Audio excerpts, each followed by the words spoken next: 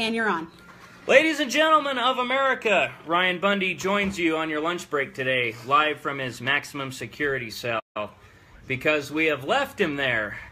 But Ryan, you are here to talk to us today about the specific abusers at the CCA facility, funded by your tax dollars, America. You're paying for this, you Republicans and you Democrats and all you people that just let other people supposedly take care of your liberty.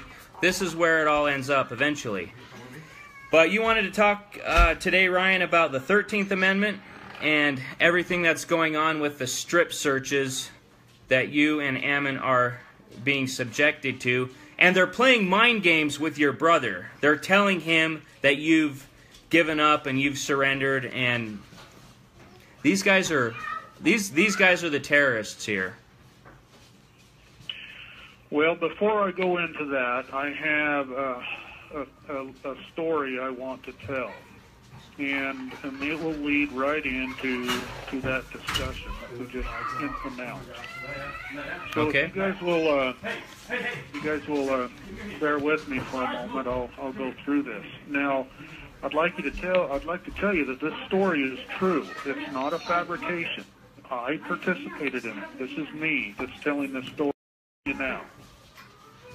Now, before I go into the story, I need to give a little bit of background to lay a foundation. Now, the story, I'm calling it The Brave Little Lamb. And first of all, people need to know that sheep are not brave animals. They don't fight back when attacked. When in danger, they just run with the greatest of fear and try to escape. They tuck their heads into the flock, trying to hide themselves at the expense of whoever else is on the outside. They never face their fears. That's just sheep. Second of all, sheep almost always give birth to twins. Sometimes 3 or 4 or even 5, but seldom do sheep give birth to just one. Twins are the norm. I don't know why that is. It's just the way God created them, and most of the time sheep have twins. It's kind of interesting. Third of all, in our corral, at our ranch, we have 2 large hazel trees. Now, these trees grow fast, and they grow tall, and they provide good shade for the animals in the corral. But these trees have little integrity. They grow fast, but not strong. They are often breaking down in a strong wind or when their weight outgrows their strength. My story begins with the crash of one of these big trees into our corral, a common occurrence that usually does damage to the corral and creates a mess that needs to be cleaned up. This call is from an inmate facility. This particular branch of the tree had fallen into the entrance of the corral from one of our fields that cows and sheep use as pasture. At the time, we had some sheep there. The fallen tree did not completely prevent the sheep from coming in, but they had to jump through the branches to get in or out. The branch had been down for some time, so I decided that today would be a good day to clean it up. So I headed to the corral with the chainsaw. I climbed up into the tree to strategically take it apart from the top down for safety and efficiency. Now, the little band of sheep we had were in the corral, quietly asleep in the shade of the tree when I began my work. I started the chainsaw and cut the first branch, which came crashing down into the ground, closing off the exit even tighter. The sheep went berserk. They all jumped up from their sleep and began running around the corral trying to find another way out. Having none, one old ewe headed for the fallen tree and through the branches to get out free to the pasture. The rest of the flock quickly followed. I watched and waited and gave them a little time and a chance to get out before I cut my next branch. A few of the little lambs had a hard time overcoming their fear to go through the branches, but all of them made it, except for one. He was now all alone and just could not bring himself to go through that tree that had just fallen from the sky with the noise of the scary chainsaw and a mighty crash. Alone and closed off from his family, he bawled in fear, and he ran around the corral trying to find a way out. A few times he approached the fallen tree, but just could not find the courage. within him to go through the branches. I was perched in the tree directly overhead, watching all of this and waiting patiently for him to find his way. The little lamb, in terrible fear, he bleated for help, but all the other sheep were gone, safe in the pasture. But then, from behind me, back from the field, back from safety, back into danger, came another little lamb, his twin brother, I assume. This little lamb came right up into the danger, bleating for his brother. He went right up to the fallen tree to bring his brother safely out. Getting the attention of the trapped little lamb, he encouraged him. Seeing and hearing his brother through the branches, the little lamb finally gained the courage he needed to go through the fallen branches. Together, they run like hell to the safety of the pasture. Before I started my work, and I pondered for a moment the bravery of this second little lamb. The bravery that this lamb must have had to come back into the danger to rescue his brother. Do animals have love for one another? It appeared that this one did. This little lamb had nothing to gain for himself by going back into the danger zone. He had already gone through it and was safe with the flock, far from the noise in the falling tree, far from harm's way. But he went against his own nature as a fearful creature to go rescue his brother.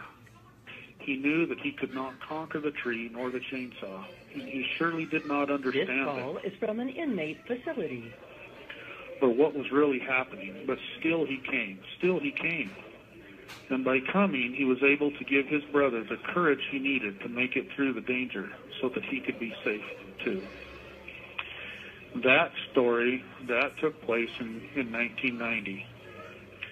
Now I want to tell you another true story. A story about my brother Ammon.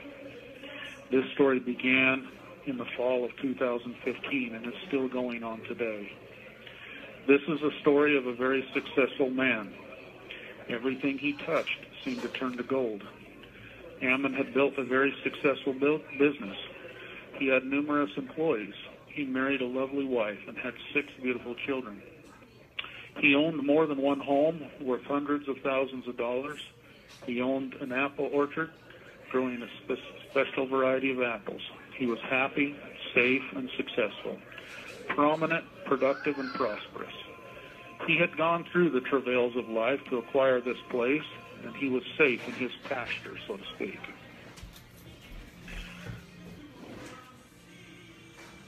But then he heard the cry of his brothers, Dwight and Stephen Hammond, who he had never met. They were in peril. Their world was crashing down around them. Ammon at first said to himself, I am busy. I don't have time. I have work enough for myself to do. I don't want to get involved. But then the Spirit of the Lord rested upon him and said, learn all that you can about the Hammonds. Ammon stayed up all of that night reading everything he could find about the Hammonds. He learned lives. The Lord said to Ammon regarding what was being done to the Hammonds, I am not well pleased.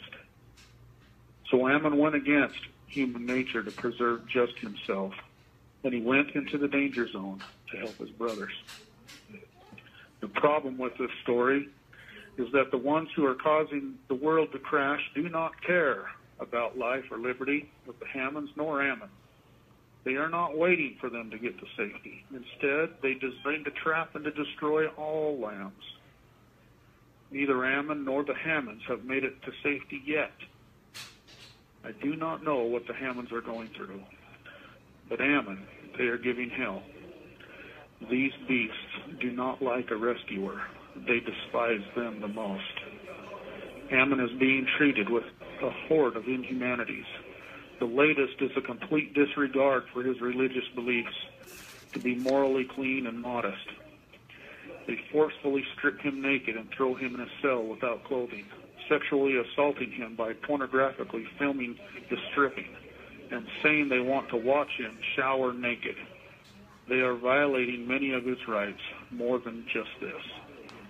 Ammon had nothing to gain for himself by In the event a third-party call is detected, your call will be terminated without warning.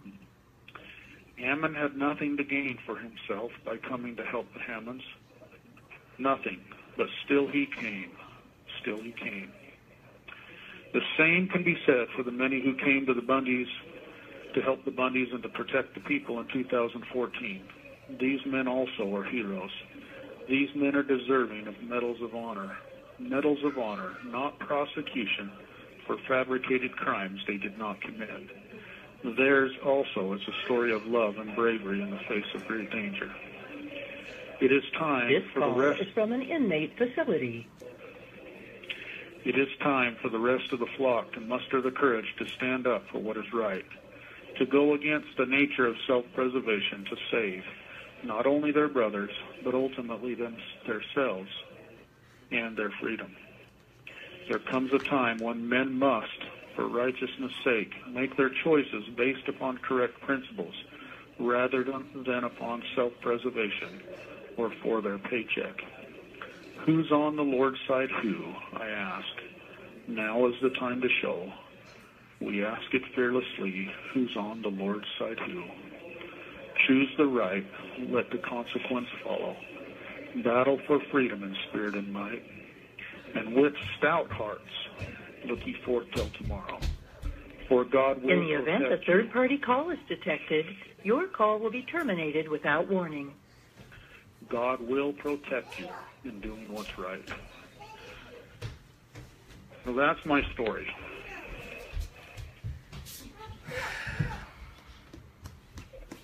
We need to stop being sheep. We need to stop being sheep. We need to stop being sheep. And it's time that we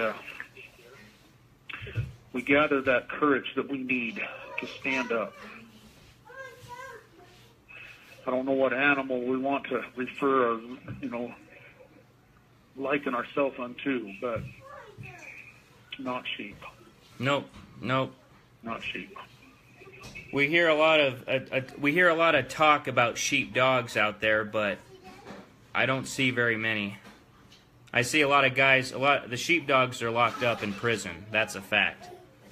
Those that come to the aid of people in need, doing the jobs of sheriffs across this land, they're the ones locked up.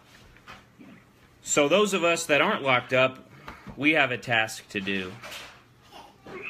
And it's not nearly as scary when people show up together. When we are united, we have the power. Yes, you do. Anyway, I can't tell anybody what to do. They've got to listen to the Spirit of the Lord, and they've got to act. But they've got to repent and be in a position to where they can receive that guidance from God. They can't hear Him if they're not listening. And they're not listening if they're not listening to God. If they're not obeying His commandments, then they're not in a position to hear. And so I always make that a part of my presentations, is to make sure that people are turning towards God and repenting. It's for their own good. It's for their own sake as well as ours. We need them. We need them to come rescue us. But they've got to be on firm ground themselves before they can do so. Now, as far as talking about the atrocities that are going on in here, particularly against Ammon, I don't have a prepared or an outlined speech. There's a lot of subjects we can cover. I can tell you more or less what's going on, and maybe we can discuss the parameters of that. Just so that maybe you want to start out by questioning. So the audience understands, the media will tell us you're resisting, which wouldn't be bad anyway. But the fact is you're not resisting. What you are saying is we're not going to take our clothes off for you. If you're going to put a gun in our face and remove our clothes, I'm not going to die over my shirt today. But that's where they're at. They want you to strip naked. They're doing this to break you down, to humiliate you. Ammon was in the bowels of the courthouse last week, strip searched 3 times, and he never made it into Judge Navarro's courtroom. So that was just harassment. That was strictly abuse. Well, I'd like to go over. Let's start here for a minute. I want to talk in general about the first 10 amendments to the Constitution. We call those the Bill of Rights. Now, if you would look at those, Keep talking, Ryan. Okay, half of the Bill of Rights, half of our first 10 amendments have to do with protecting those who are accused of crimes. Now, I find that quite interesting. Very, very interesting. Because of all the things that our founding fathers were doing. They were forming a new government. A government that's supposed to protect people. And they were so concerned about those who are accused of crimes that half of our Bill of Rights is designed to protect the accused. That says a whole heck of a lot. That says a lot. Why was it so important to our founding fathers to protect those who are accused of crimes? Because they had either experienced or witnessed such great abuses against people who were accused before they were forming this government. People listening to this, if you're not familiar with the Declaration of Independence, that was their redress of grievances. Everything in the Declaration of Independence was supposed to be solved by the Constitution of the United States. And we're going through it again. We're going through it again. You have 1 minute remaining. Anyway, interestingly enough, we didn't have to go through a war. These men, they declared their independence, and they showed why. They listed 27 reasons in the Declaration of Independence why they were separating themselves from England. And it's interesting that many of those were it's from an inmate facility. We're incurring those same things from federal government now. Those who do not know their history will be doomed to repeat it. And we are. We literally have the king's men doing what they want, going where they want. Your time is up.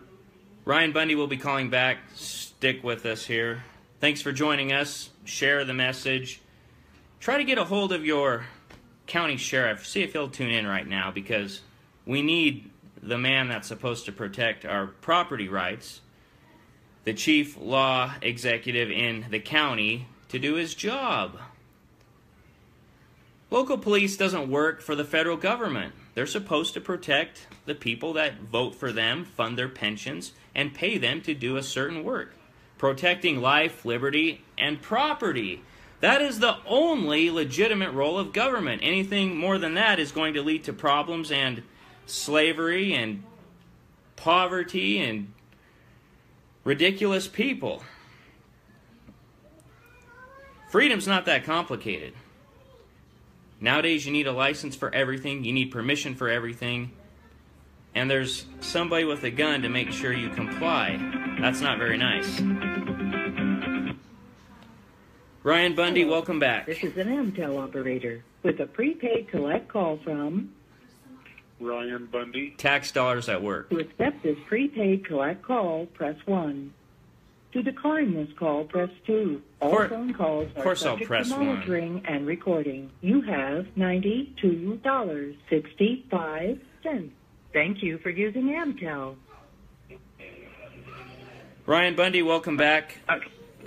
People across the land say they wish you were sheriff. Well, get me out.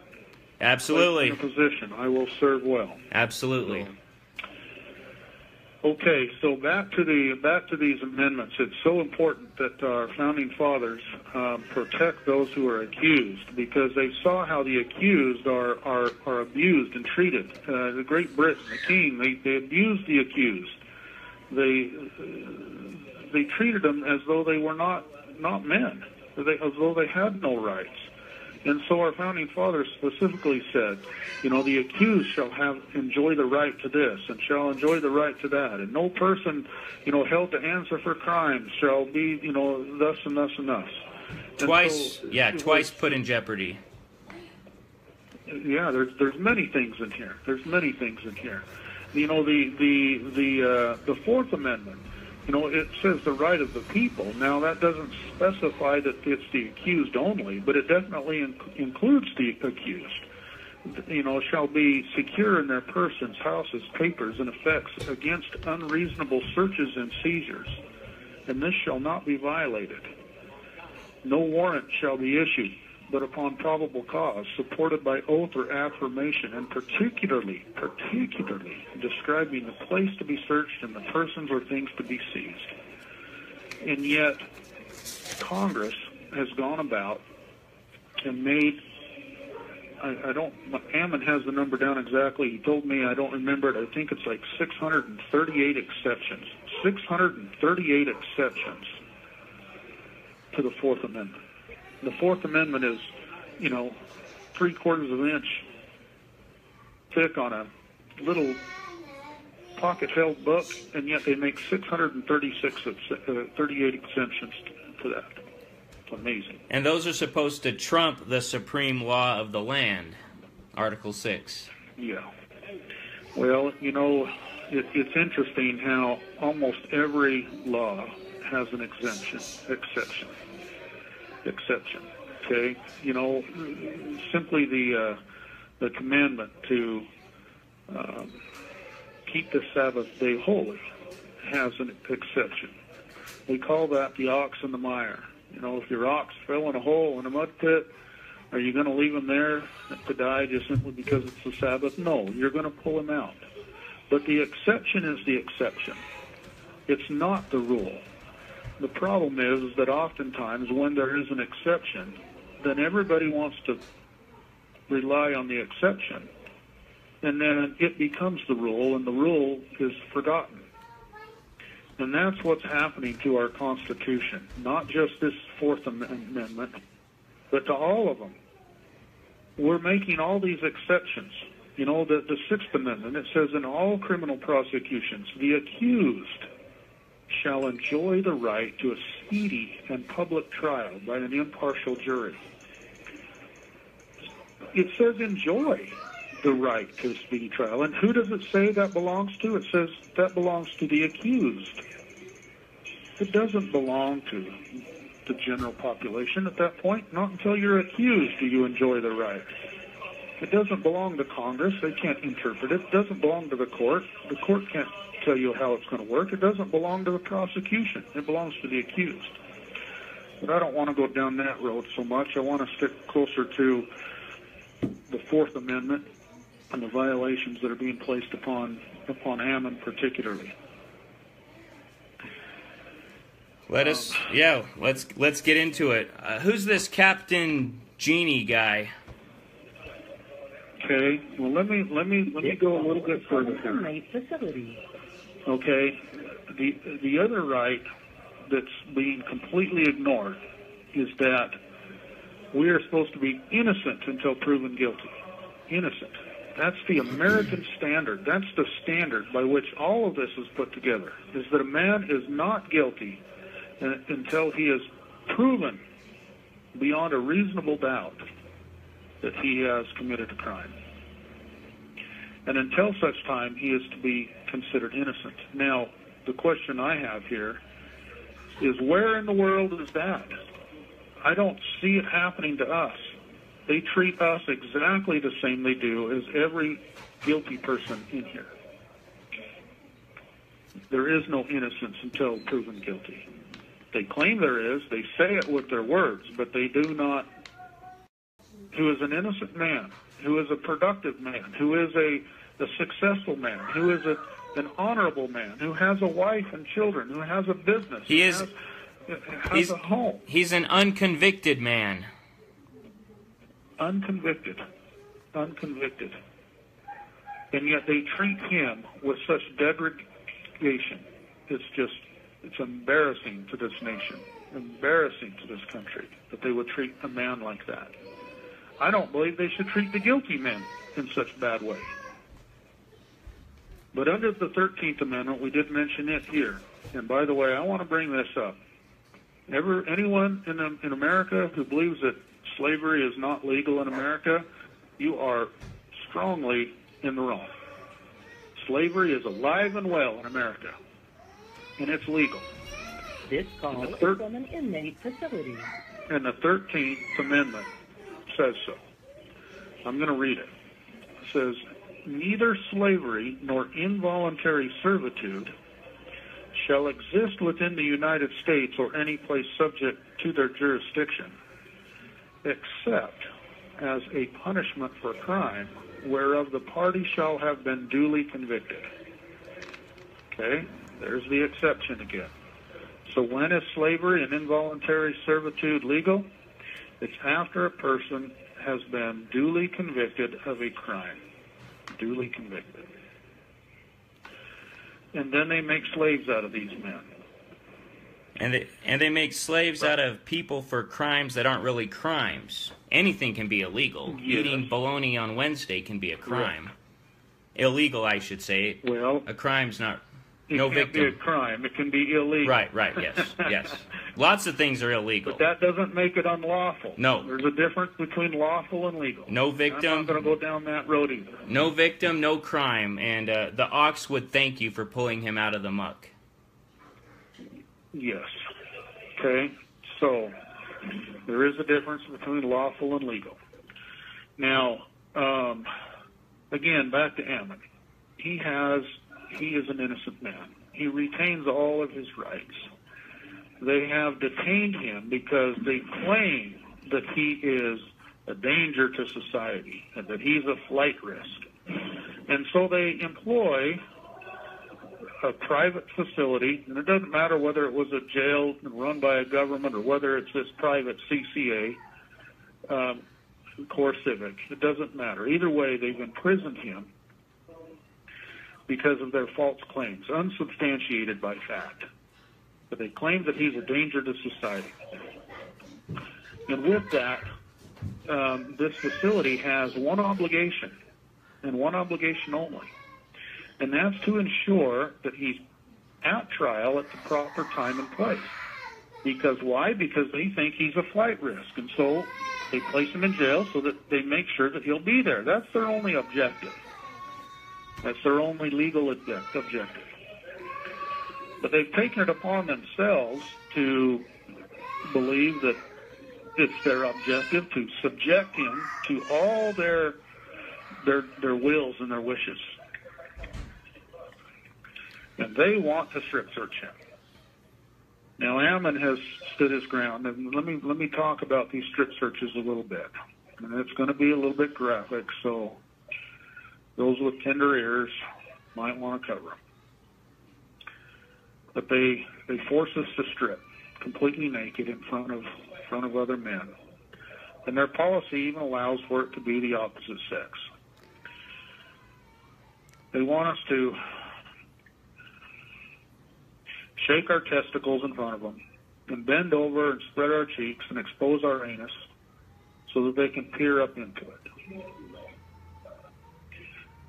Of course, then they want us to open our mouths and make sure we don't have anything under our tongue or in our cheeks. And they want us to show them every part of our body. And you guys have been say that this is for. You guys have been completely shut off from the outside world for 18 months. The only way you could even have anything is if the guards gave it to you. Well, and then they claim that, oh, well, your attorney or your paralegal can bring it in. And so then they want to strip us then. And let me just go down that road a little bit. An attorney or a paralegal, these people that are supposed to be helping, number one, they're considered officers of the court. So they're not really people from the outside. Number two, if they really want to stop contraband or whatever they want to call it from coming in, why don't they stop it at the door? Why don't they search the attorneys and paralegals before they come in instead of allowing them to bring stuff in and then searching us afterwards? They act as if we, because we're in here in these incarcerated, that we have no rights. But the attorney somehow does. Well, let's question that a little bit. Where does the attorney get his rights? Okay, now I'm not talking he himself. He of himself has his own rights, correct. But as an attorney, he does not. As an attorney, he is representing Ammon. Mm-hmm. And so the only reason he has any rights at all is because he inherits those or derives them from Ammon. If Ammon has no rights, then the attorney has no rights.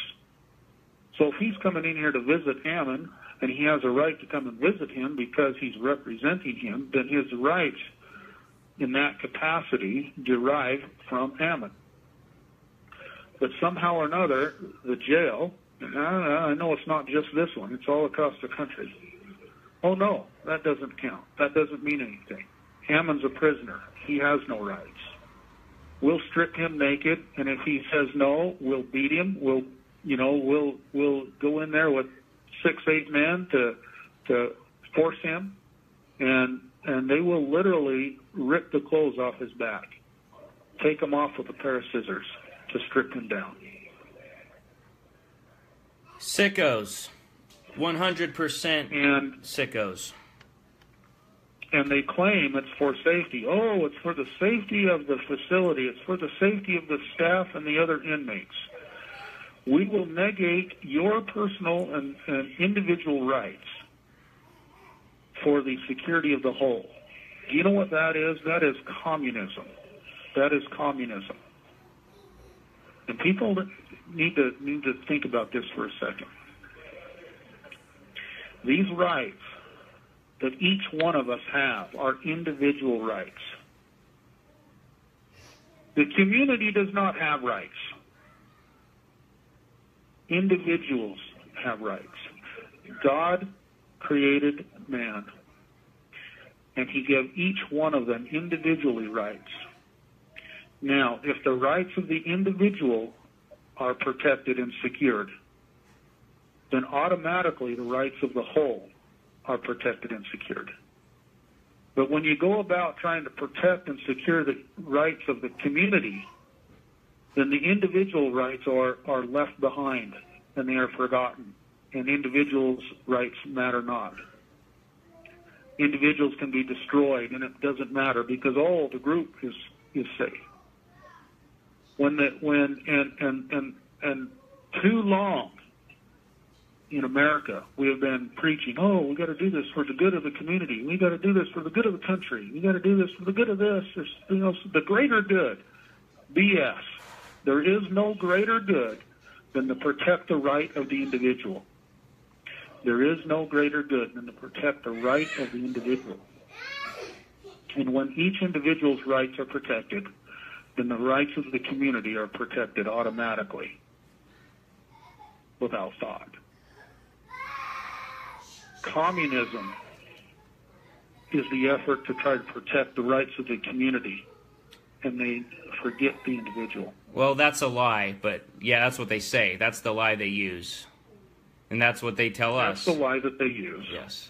Well, and it's been preached. I remember learning about that even when I was in kindergarten in kindergarten. That's why public schools are there.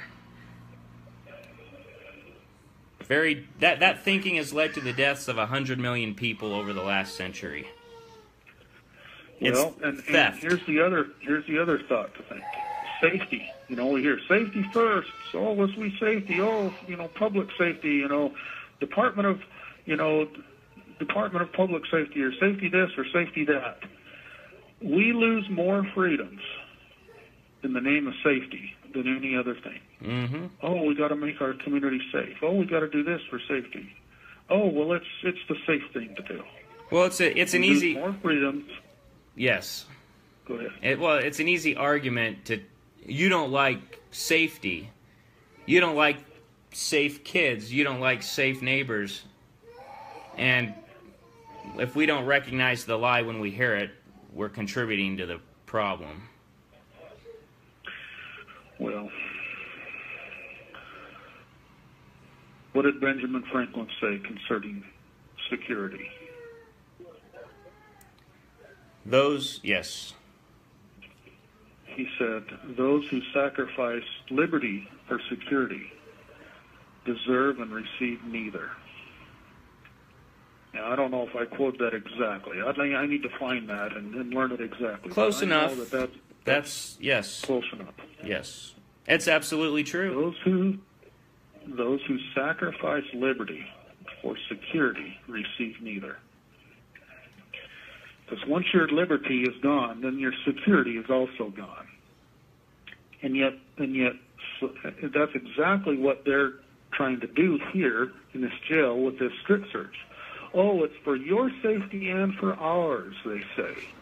It's for your safety and for ours. This call is from an inmate facility.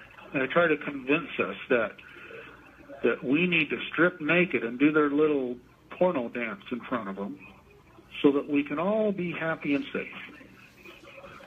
When in reality, it has nothing to do with safety. And it has everything to do with subjugation, with breaking us down. Now, perhaps, the first time someone's brought in off the streets, who knows what he has? Perhaps maybe one time would be justifiable coming in. But these guys in here, and particularly this jail, more so than the other places that we've spent time, they want to strip 3-4 times more often. Well, let me ask you this. How often do they find anything? Well, I know that on me they've never found anything. I've been stripped over 100 times, and I have heard, and I do not have this, for fact, but so I'm just speaking off the top of my head here, but I think that CCA here at this facility has been in business here for 15 years or something of the sort, 12, 15 years. And I've heard that in the entire time they've only twice have found anything on somebody. Only twice. And what was it? Was it a knife or was it drugs? I have no idea. Yeah, if it's drugs in your butt, I don't care. I don't know how you're going to get a knife. Yeah. It's stupid. Don't. Tell the people that if you know people in this industry, tell them to repent and get a real job. FedEx is hiring. A lot of people are hiring. Don't do this for a living. This is... You thought the airports were bad. Well, when it comes to security, again, this is where individuals come involved. Is some individuals... You have 1 minute remaining. A history of drug use or repeated, violent, occurrences or... or they've been in and out of jail 100 times and they're bringing, stuff in. I mean, maybe those type of people might need to be searched more.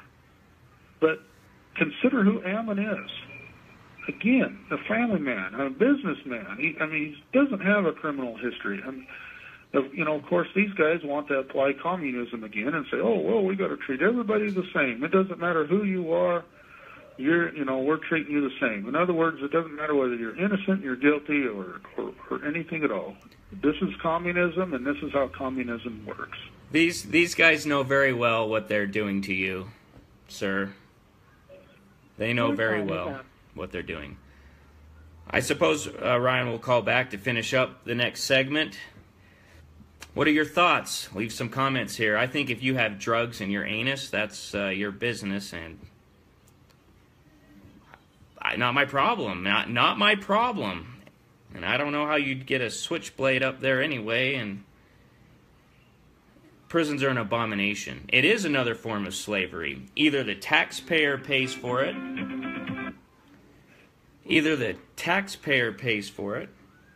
With a prepaid collect call from Or, Bundy? yeah, the taxpayer pays for it. Prepaid collect call, press 1. To decline, all phone calls are subject to monitoring and recording. You pay have for it. $88.45. Thank you for using Amcal. Anyway, we're back online. Yes, sir. All right. I'd like to talk a little bit about religious freedom. You know, that again is supposed to be protected by the First Amendment.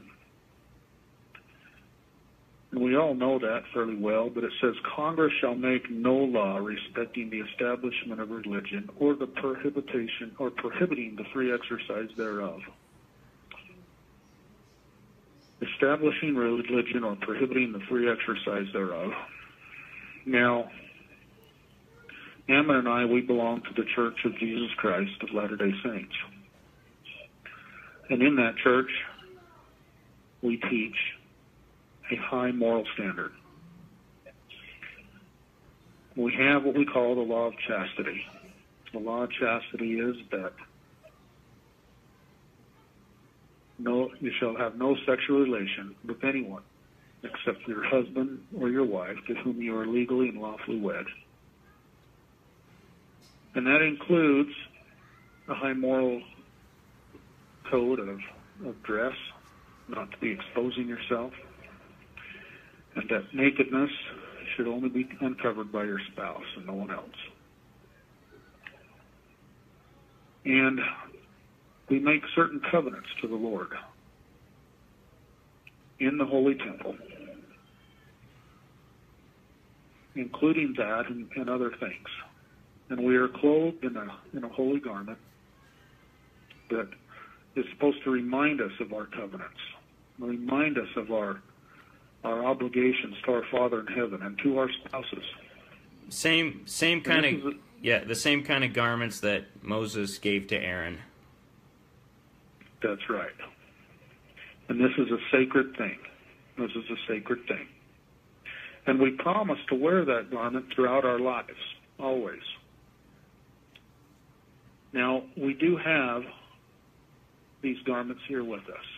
And I am grateful that they were able to come in and we were able to have them, because they take everything from you when you come in. They do strip you naked and take everything from you.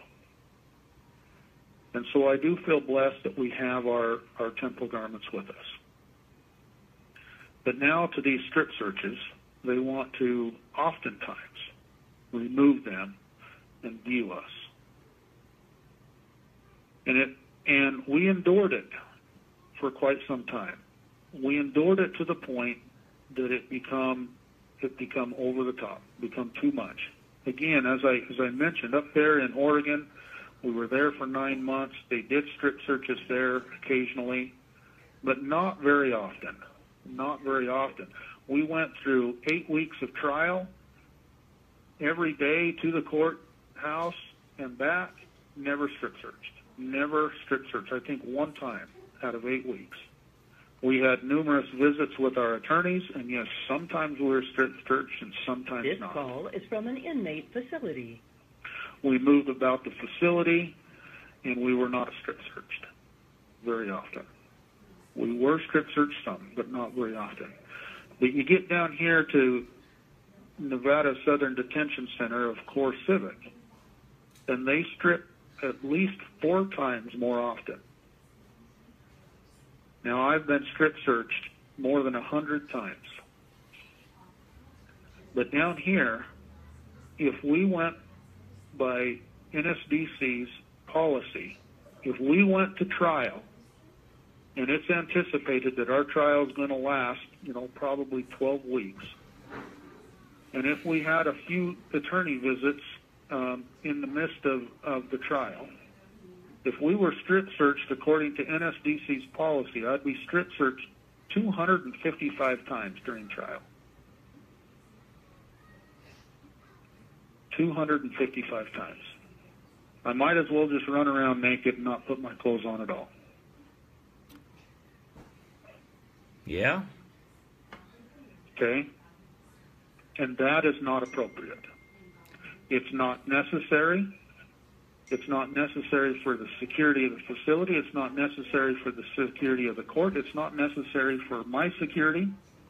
That is complete degradation. Ryan, have you ever had guards come to you and say, hey, we're not going to do this. We'll just pretend we did? Me? Yes. We'll say we'll not say we did, or whatever. Yes, I've had that. So. Well, that's good. Okay.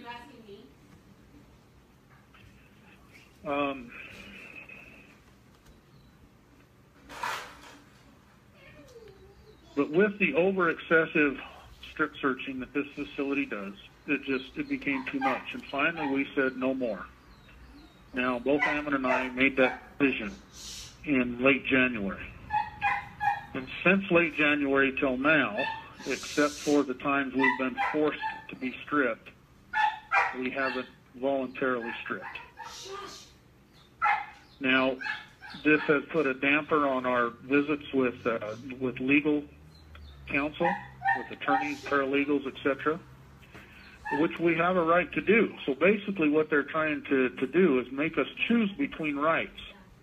We're either going to violate your Fourth Amendment right to be secure in your persons, papers, and effects of things by stripping you out naked, or we're going to violate your right to the assistance of counsel and meeting with your attorneys.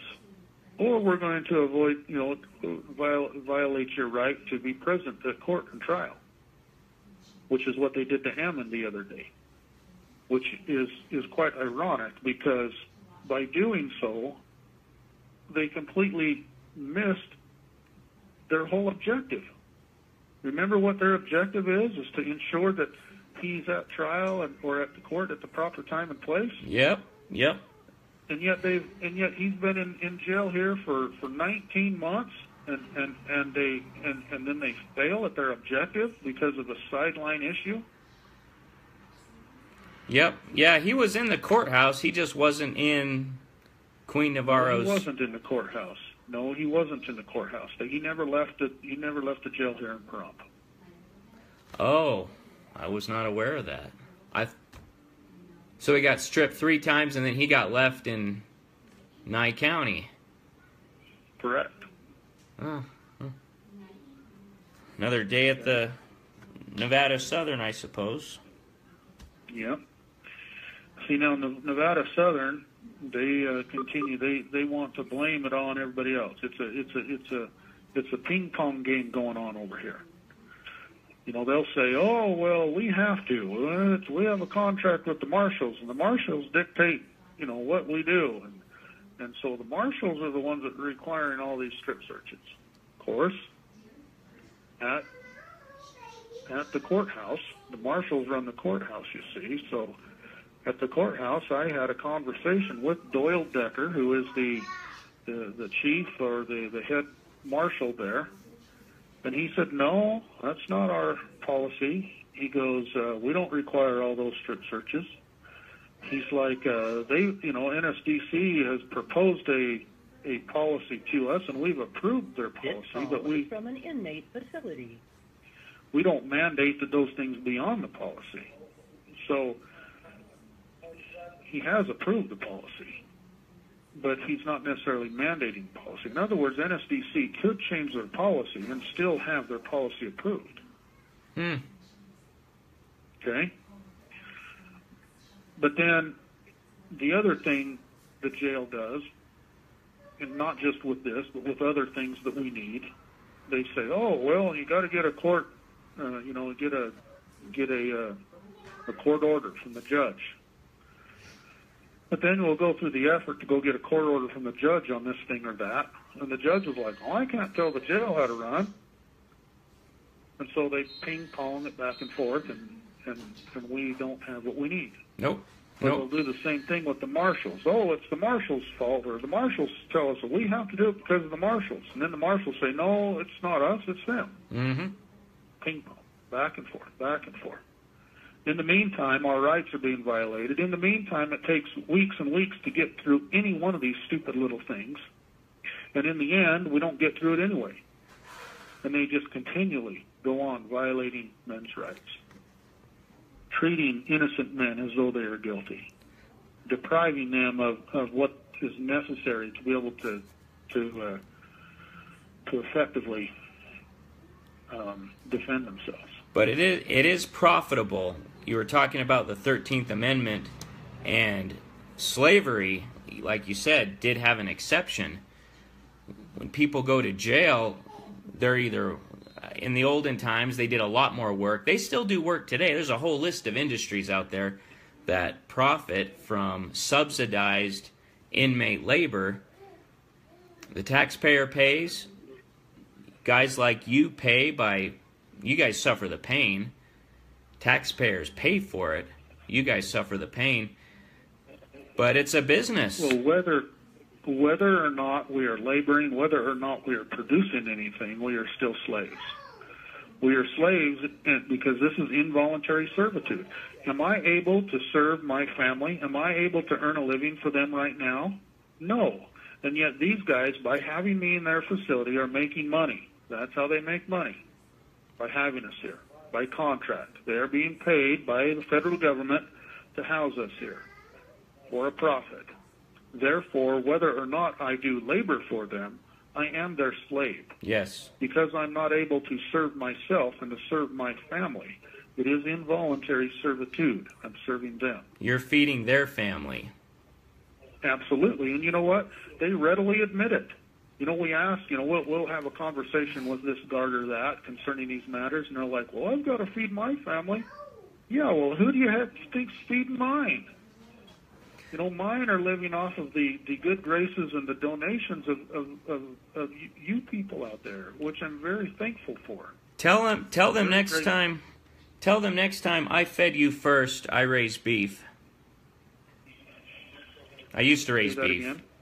Tell them next time that you fed them first because you're a rancher, you're a farmer. You used to feed them. Yeah. Maybe not. They're probably beyond any reason there.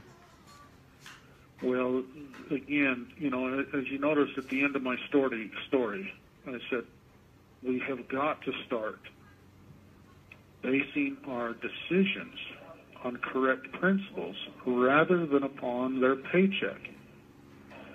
They are telling me, well, I've got to feed my family. I've got to earn. I'm just doing my job. Well, your job is stealing the lives of other men.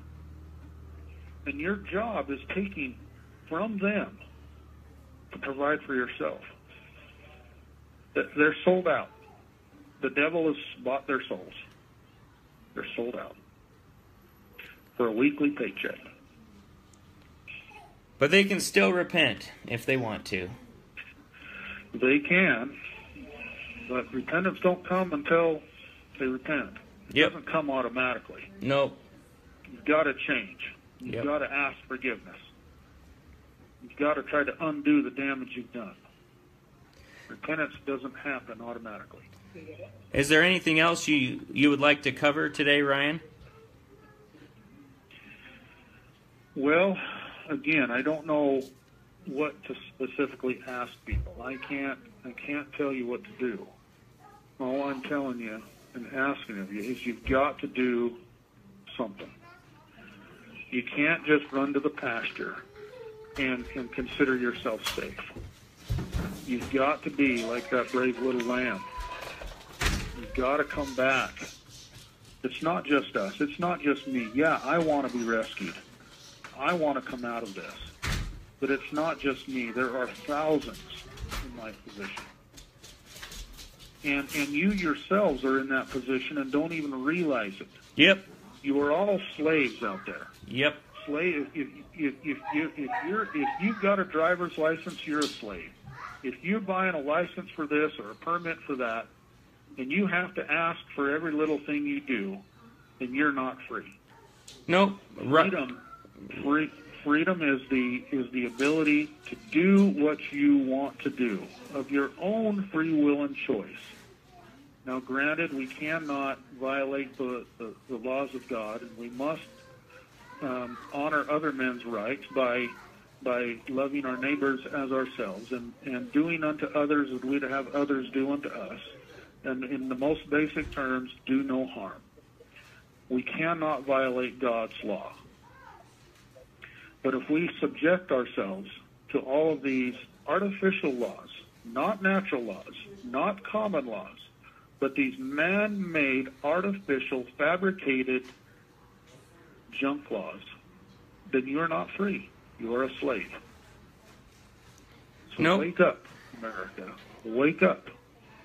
Realize who you are, that you are a child of God, and that He has sent you here This call to experience is from the life facility.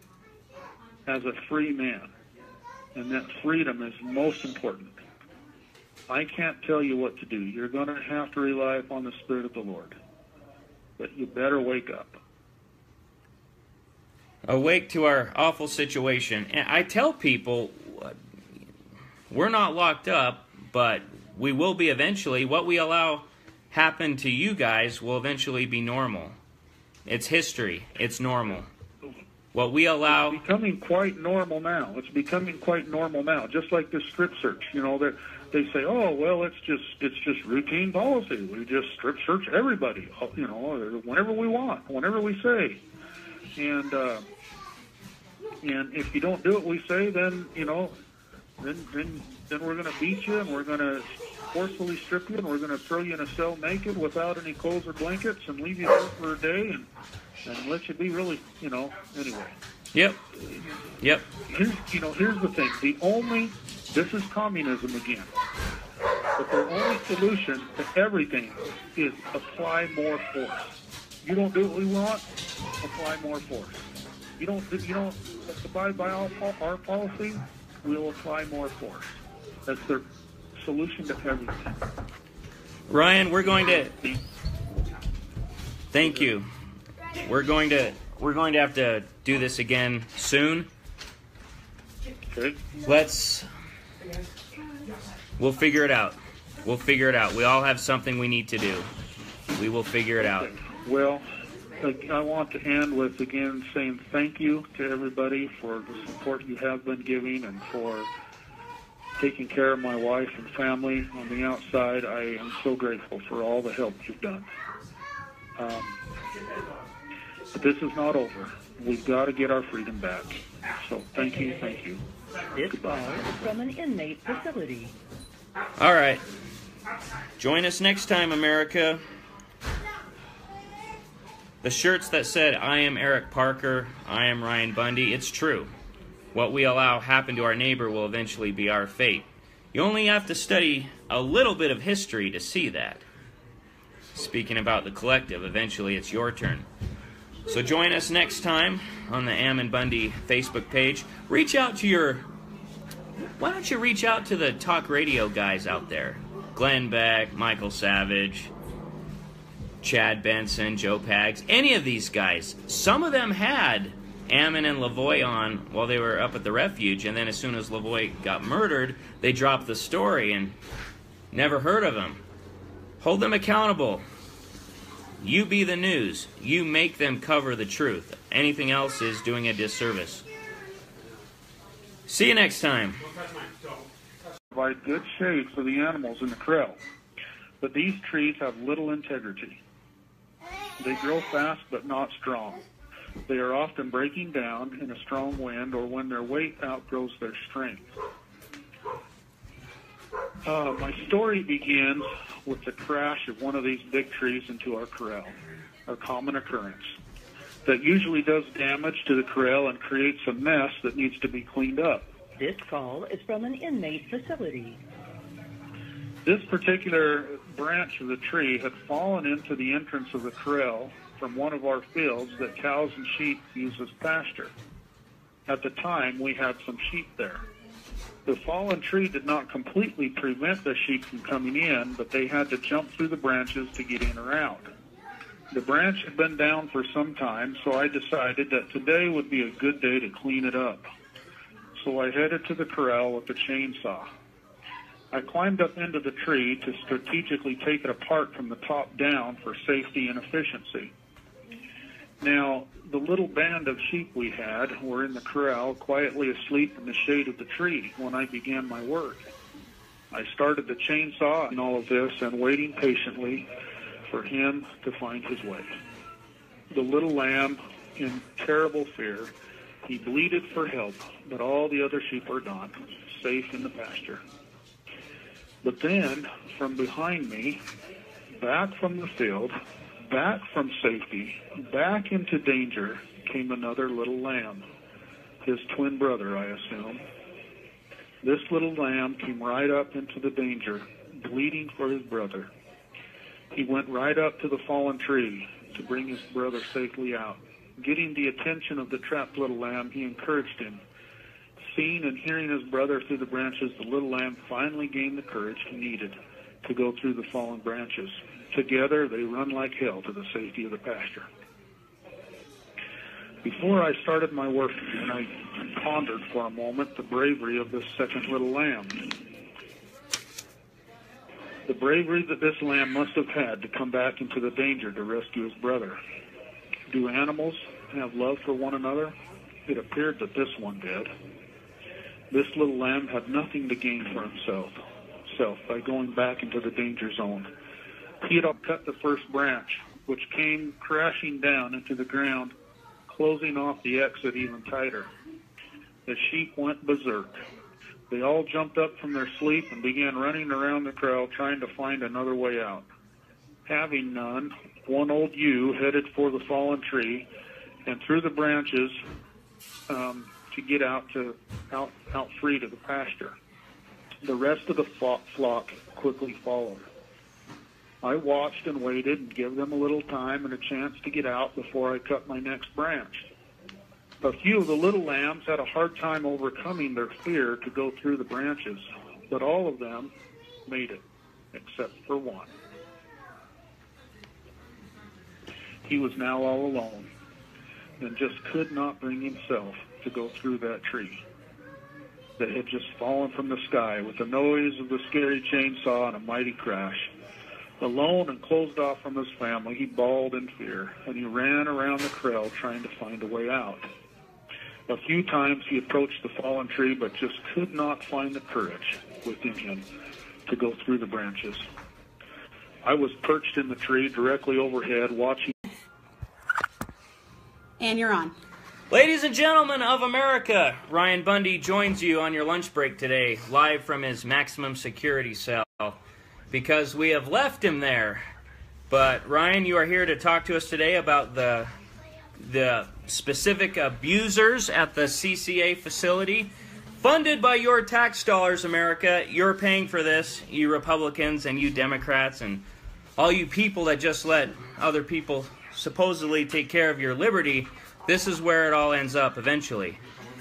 But you wanted to talk today, Ryan, about the 13th Amendment and everything that's going on with the strip searches that you and Ammon are being subjected to. And they're playing mind games with your brother. They're telling him that you've given up and you've surrendered, and these guys are the terrorists here. Well, before I go into that, I have a story I want to tell. And it will lead right into that discussion that we just announced. So okay. If you guys will bear with me for a moment, I'll go through this. Now, I'd like to tell you that this story is true. It's not a fabrication. I participated in it. This is me that's telling this story now. Now, before I go into the story, I need to give a little bit of background to lay a foundation. Now, the story, I'm calling it The Brave Little Lamb. And first of all, people need to know that sheep are not brave animals. They don't fight back when attacked. When in danger, they just run with the greatest of fear and try to escape. They tuck their heads into the flock, trying to hide themselves at the expense of whoever else is on the outside. They never face their fears. That's just sheep. Second of all, sheep almost always give birth to twins. Sometimes 3 or 4 or even 5, but seldom do sheep give birth to just one. Twins are the norm. I don't know why that is. It's just the way God created them, and most of the time sheep have twins. It's kind of interesting. Third of all, in our corral at our ranch, we have 2 large hazel trees. Now, these trees grow fast, and they grow tall, and they